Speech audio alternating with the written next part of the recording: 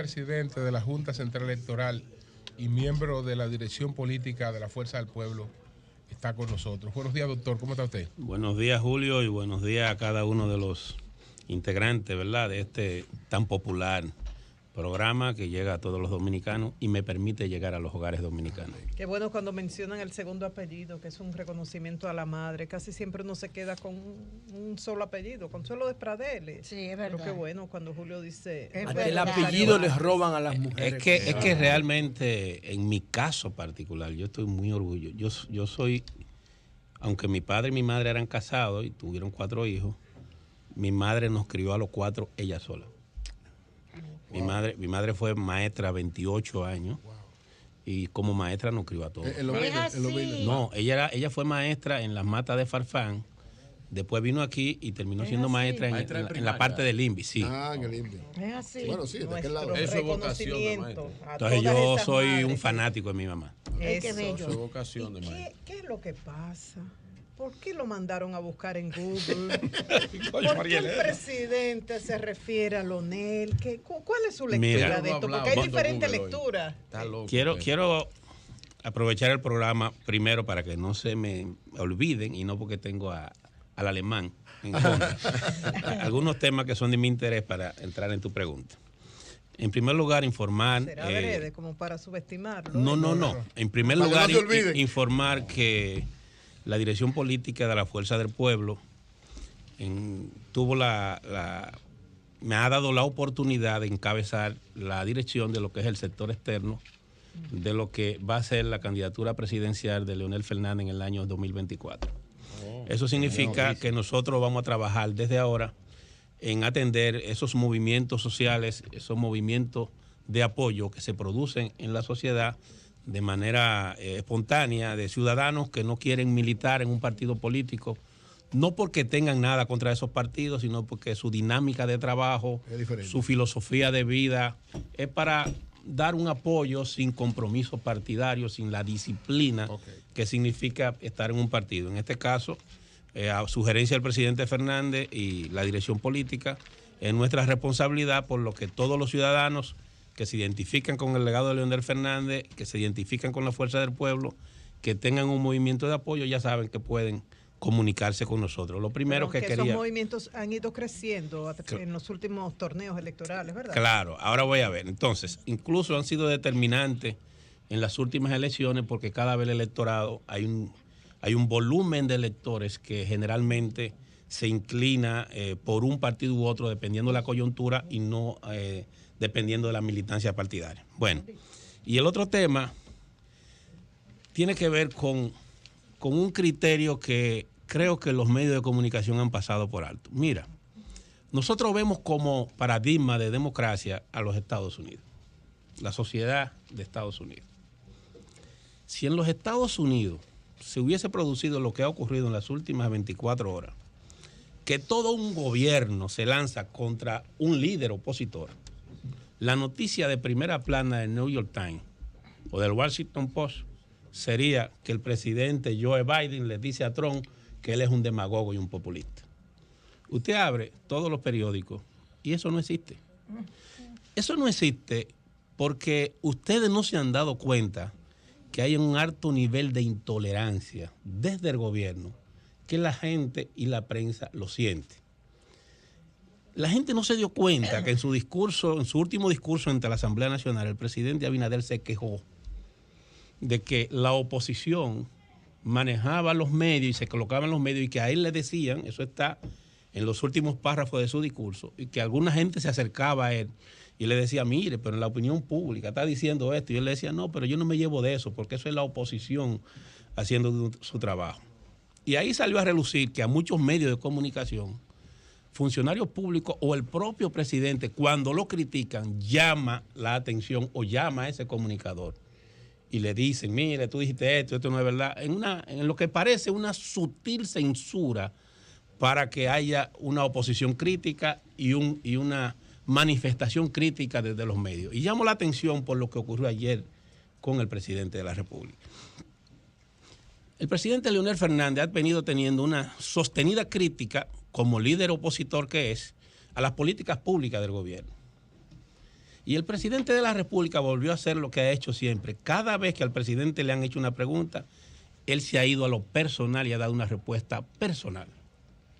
Él fue a un medio de comunicación, que si no me equivoco es un medio de comunicación que se transmite a esta misma hora. A un periodista le hizo una pregunta y le respondió de manera... Eso fue en España. Sí, y le respondió de una manera que no debió ser. Eso fue en Fitur. Y lo ha hecho en otras ocasiones. Ahora, ante una crítica del presidente Fernández, que lo acusa de dos temas fundamentales. Primero, que hay falta de gerencia en la administración pública, y dice por qué. Y segundo, que además de eso ha abandonado al campo y que lo está conduciendo hacia su destrucción. Le responde con un tema personal, trata de descalificarlo diciendo que es un demagogo y populista. En una administración responsable, el presidente de la República debió dar argumentos para demostrar que lo que el presidente Fernández está planteando no es correcto y no de descalificarlo personalmente. Y el presidente nos mandó a Google. Y ocurre que yo me atreví a ir a Google. Y me he dado cuenta en Google que en el año 2011, por ejemplo, el último año real del presidente Fernández, porque ya el 12 fue de campaña, en agropecuaria la inversión del presidente fue de 7.6%. Pero en el 21 la inversión en la agropecuaria de este gobierno fue de 2.6. Entonces Google estaba diciendo que hay un concepto diferente en el tema de la inversión. Aquí se habla, por ejemplo... ¿Se pueden comparar estos 2 años tomando en cuenta lo de la pandemia? Ahí está el tema de lo demagógico. Sí, vamos a verlo. ¿Usted no cree que no hay demagogia? Que No. usted compare datos Bueno, fríos pero- sin ver los contextos. No, porque el presidente me mandó a Google. Y si el presidente me manda a Google, yo tengo que ir a Google. Por ejemplo, mire, yo vi que si ustedes ven hoy los medios, el ministro de Agricultura, el ministro de Industria y Comercio, el presidente de la República, el Arroyo, el de Indotel, Paliza ayer en un programa de la mañana, todos le hicieron una descarga contra Leonel Fernández. Cíteme a mí también, don Roberto. Bueno, pero aquí yo lo veo a usted como por niveles, comunicador y yo ahí... Es por rango. No. Aquí yo te veo como comunicador, aunque eres PRMista, y a ellos yo lo estoy viendo como funcionario público. Entonces, señores, estamos hablando que el Estado Mayor del gobierno arremetió contra el presidente Leonel Fernández, porque Leonel Fernández ha dicho que hay un abandono del campo. Mire por qué. Aquí vino el Fondo Monetario Internacional a darle, que fue traído para criticar a Leonel y ha terminado dándole la razón a Leonel, diciendo que aunque hubo un crecimiento de un 12%, el crecimiento real, dice el último párrafo de esa comunicación del FMI, fue de aproximadamente un 5%. Porque hubo un rebote estadístico, que fue lo que dijo Leonel Fernández. Con su sutileza, le está diciendo al gobierno que tuvo razón la crítica de Leonel Fernández. Pero no solo eso. La propia rueda de prensa de ayer del gobierno es una reacción a la crítica de la oposición por la aprobación de la ley de arancel cero para las importaciones. ¿Qué fue lo que dijo la Fuerza del Pueblo? Que el gobierno, en vez de aprobar esa ley, debió aprobar una ley de exención para los insumos y materiales para los productores del campo. No para los productos. No para los productos. ¿Qué ocurrió? Que el gobierno ahora sale diciendo que va a invertir para la seguridad alimentaria. Pero si buscamos a Google, nos vamos a dar cuenta que en el año 2021, la Secretaría de Asuntos Agropecuarios de la Fuerza del Pueblo presentó un manual de seguridad alimentaria. ¿Y por qué? Dada la pandemia, desde ese momento el gobierno tenía que invertir en la agropecuaria porque se iba a producir un desabastecimiento de productos. Que lo busquen en Google. Sí. Que ahí está. Usted le responde una Don pregunta Roberto, que quiere hacerle, Virgilio. sí. Adelante, Virgilio, con la Buscando en pregunta. el mismo Google, Sí, don sí. Roberto, también usted va a encontrar que en el 2008, dada una crisis que todos sabemos que fue una crisis de la burbuja bancaria internacional, Aquí mismo, en el gobierno del presidente Leonel Fernández, se dieron medidas administrativas para traer productos con tasa cero, productos de la canasta básica dominicana con tasa cero, y eso se hizo de manera administrativa a través de la Dirección General de Aduanas desde el 2007 hasta el 2009, bajo la administración del fallecido don Miguel Coco. Y yo tengo documentación que sustenta todas esas importaciones. Okay. Pues déjeme responderle. Sí. Sí. Y actuó correctamente, le voy a explicar. No solamente ocurrió ahí, le voy a decir otra ocasión. Ocurrió también en el 1998, en los gobiernos del presidente Fernández. No estamos criticando lo mismo, don No, Roberto. déjeme aclararle. Lo que ocurre es que en el año 1998 aquí hubo un huracán y una tormenta que devastó el país, tumbó todo el tendido eléctrico, se llevó toda la agricultura y no había producto y había un desabastecimiento. Y el gobierno se vio obligado a importar para que la gente se alimentara. Tenemos una guerra y una pospandemia. Espérese.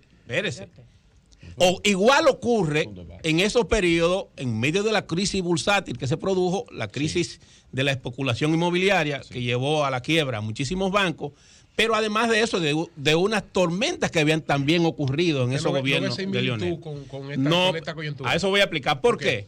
Porque fueron huracanes que se llevaron la producción nacional.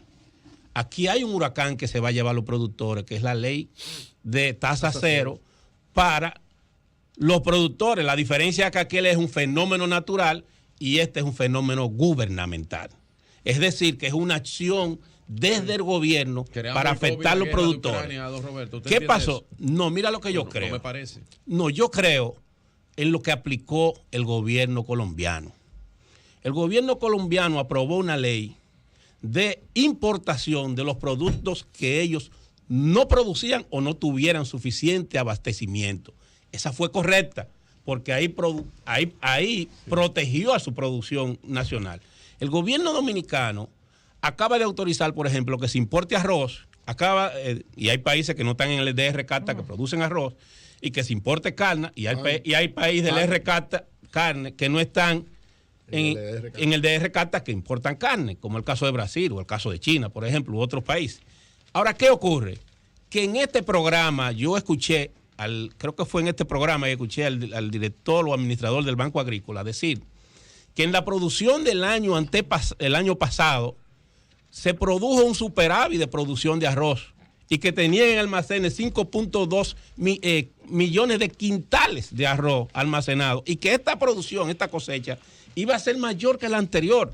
Entonces, si tú tienes una sobreproducción, ¿para qué tú estás autorizando importación? Tú vas a llevar la quiebra a esa gente. Igual ocurre con la carne. Yo he escuchado a la Asociación de Productores de Pollo que dicen que ellos tienen capacidad para abastecer el mercado dominicano, los turistas que vienen a los hoteles y los 12 millones de habitantes que hay en Haití. ¿Para qué tú vas a autorizar la importación? Don Roberto, perdón, Santo Domingo, en medio de la pandemia y ahora la crisis por la situación entre Rusia y Ucrania, la República Dominicana ha aumentado la producción de productos alimentarios del campo, aseguró el ministro de Agricultura, Limber Cruz, quien expuso esto al participar en la 37 Conferencia Regional de las Naciones Unidas para la Alimentación FAO. Mire. Aseguró que no se puede hablar de que han bajado los precios y se mantiene estable la inflación, etcétera, etcétera, etcétera. O sea que tenemos más producción que nunca, dijo él. Y si eso es así, dijo él. Entonces, y tú importas para que o abre la importación sin arancel. Eso es lo que uno se tú lo que estás es perjudicando a ese productor. Eso Perdón, es lo que y dentro de un año, ¿sabes lo que vamos a ver? Vamos a ver productores quebrados, vamos a ver más desempleo y vamos a ver más inflación. La posición suya con relación a las propuestas que está haciendo la Junta Central Electoral de modificación de las leyes electorales y de partido. Ustedes han examinado ese tema y usted particularmente, que tiene los mayores conocimientos de eso, ¿cuál es su posición? Mira, yo creo que la Junta Central Electoral hace bien promoviendo las reformas electorales a tiempo. Pienso que el Congreso de la República debe aprobar esa ley a más tardar a mediados del año que viene, si quiere que se implemente. Porque si aprueban estas reformas electorales finalizando el 2023, ya no tiene sentido, porque la Junta no tendrá capacidad para implementar la reforma que ella contenga. Eso lo digo porque por ejemplo, en mi caso, aprobaron algunas cosas ya faltando meses. A la Junta anterior, la de Castaño Guzmán, le aprobaron una reforma en el 19 que aunque él quisiera, ya él no estaba en capacidad de implementarla, porque la implementación de toda reforma electoral lleva tiempo. Lleva tiempo en el diseño de los programas de software, lleva tiempo en la educación del personal que lo va a implementar, lleva tiempo en el consenso y en lograr que el sistema de partido lo asimile. Por tanto, desde mi humilde opinión, pienso que el Congreso debe ver esas reformas, el lado positivo que tienen. El Congreso es soberano. Habrá cosas que va a desechar y otras cosas que va a incluir. Y yo creo que la Junta debe recibir el apoyo de todos nosotros, de toda la población, de todos los partidos, en la parte que tiene que ver con el diseño del sistema electoral a tiempo. Y digo diseño porque las leyes electorales diseñan los sistemas políticos. No son los sistemas políticos que diseñan las leyes. Las leyes electorales diseñan los sistemas políticos porque ellos establecen las reglas de competencia. Y alrededor de esas reglas de competencia entonces que se arman los partidos para participar en cada uno de los procesos. Un diseño electoral te puede conducir a un sistema bipartidista o te puede conducir a un sistema tripartidista o te puede conducir a un sistema de partido hegemónico o de partido predominante. Hay toda una discusión sobre ese particular y para no abusar de ustedes, creo que es el momento de que se le apoye a la Junta en ese aspecto. Nos está haciendo tarde. Sí. Por eso que él dice, tienes antes de... Roberto, seguimos en la crisis, seguimos en la guerra que parece que se va a extender. Veo que el aceite se está yendo por las nubes. También así es, Jonathan. Yo consumía, y escúchame, yo consumía aceite en los últimos años de canola, creo que se llama. Sí, canola. Bueno, un pote de aceite de canola estaba en 3 y pico 90. Mi esposa fue ayer, que yo que hago la compra siempre, pero ayer estaba en el interior. Y ella hizo la compra y le salió como por 800 pesos. Sí, es así. El galón que le salía. En Rusia y Ucrania son los principales productores de aceite de girasol. Está presionando eso el mercado. Y también el consumo de aceite, de esos vegetales para el aceite para biocombustible. La industria de la guerra. Sí, la industria de la guerra. De la guerra va bien, va bien. Tomando en cuenta que luego los sectores industriales que estaban contrarios a la ley de tasa cero se pusieron de acuerdo y participaron en la definición de cuotas específicas para la importación de productos de consumo masivo para evitar que los efectos de la guerra y de la crisis sigan impactando los productos básicos. Y tomando en cuenta que en América Latina la proyección de la inflación es muy alta para la mayoría de los países que tienen estabilidad económica. Mientras más estabilidad económica, más dinámica económica, mayor es la proyección de inflación para este año, según las proyecciones que tiene la CEPAL. ¿Cuáles medidas se deberían tomar entonces alternativas o cuáles otras medidas se podrían tomar para garantizar que en medio de esta crisis, que esta inflación mundial de Estados Unidos, de toda América Latina, de Europa, a la gente le lleguen los alimentos más caros, por lo menos los básicos? ¿Cuáles otras medidas usted entiende que deben aplicar? Bueno, voy a aprovechar este programa para dar hable, presidente para Rosario. darle una primicia a ustedes. Primicia. Por informaciones que tengo, sé que en el día de mañana la Fuerza del Pueblo va a responder al presidente Abinader. O sea, la dirección política de la Fuerza del Pueblo. A todos los funcionarios que se han referido a las críticas del presidente Fernández, en la persona del mismo presidente Fernández. Muy bien. Es decir, que el plato ha sido servido. Vamos a comenzar a participar. Él hablaba de alguna sugerencia. La primicia, ¿no? Una primicia. Sí, pero vamos a lo siguiente. Mire. Muy bien. El presidente Fernández dijo, y la gente no lo ha entendido, que el gobierno tiene un problema de gerencia.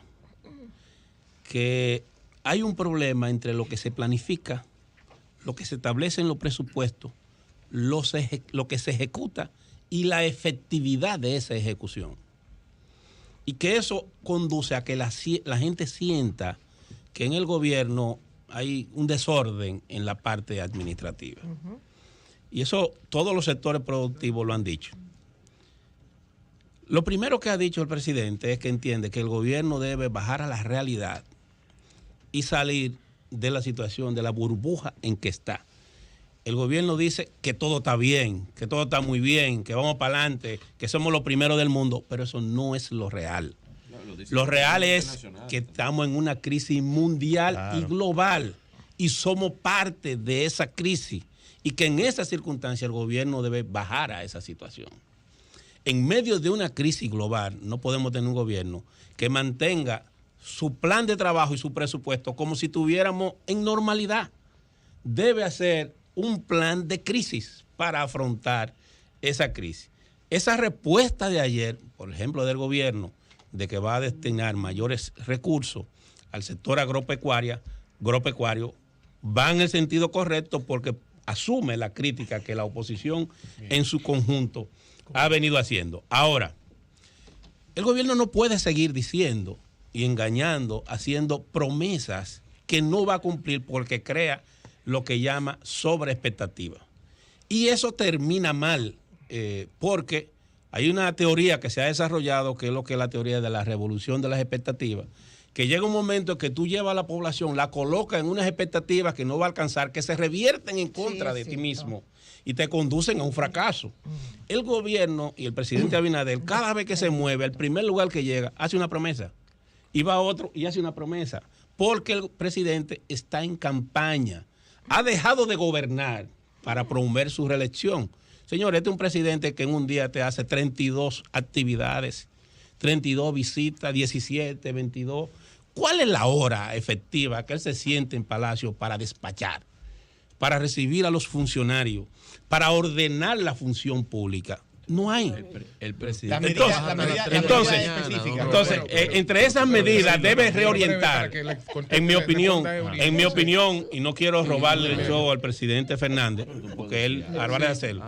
En mi opinión, debe reprogramar y reorientar el presupuesto nacional de cara a la realidad de crisis que estamos viviendo. Roberto, ¿entienden ustedes, entiende la fuerza del pueblo que esa expresión del presidente de que no va a hacer la reforma constitucional sino con acuerdo de los partidos ya implica que no va a haber posibilidad de reforma? ¿O ustedes creen que eso es una promesa más del presidente y que va a seguir trabajando en eso? Mira, nosotros no vamos a dejar ese tema, nosotros vamos a estar vigilantes como lo hemos tenido antes, porque sabemos que hay un sector. Porque yo vi, ese es el tema. El presidente dijo que nadie ha propuesto eso. Coño, pero yo escuché a Milagro Ortiz proponiéndolo. Entonces él dice, nadie ha propuesto esa reforma. Y, oye, nadie ha propuesto esa reforma. Eso es mentira. ¿Cómo va a ser? Pero yo vi a Antoliano Peralta, yo vi que Antoliano Peralta fue al SEC a decirle que él quiere que discuta. Y vi un documento. Que contenía una propuesta de modificación a la Constitución y me dice que eso no está en discusión. En esa silla, el vocero de la presidencia dijo que lo iban a hacer por encima de la cabeza del partido. Entonces, ¿qué pasa? No, lo que quiero decir, respondiendo a tu pregunta, que esas actuaciones generan falta de credibilidad de la oposición en el gobierno, porque cuando el presidente dice que no lo han hecho y todo el mundo ha visto a todos ellos hablando del tema, entonces tú dices, ven acá, ¿en qué voy a creer? De todas maneras, sí quiero decir lo siguiente, porque he conversado con dirigentes del Partido de la Liberación Dominicana, del PRD y la Fuerza del Pueblo. No el viejo partido. Ahora el Partido de la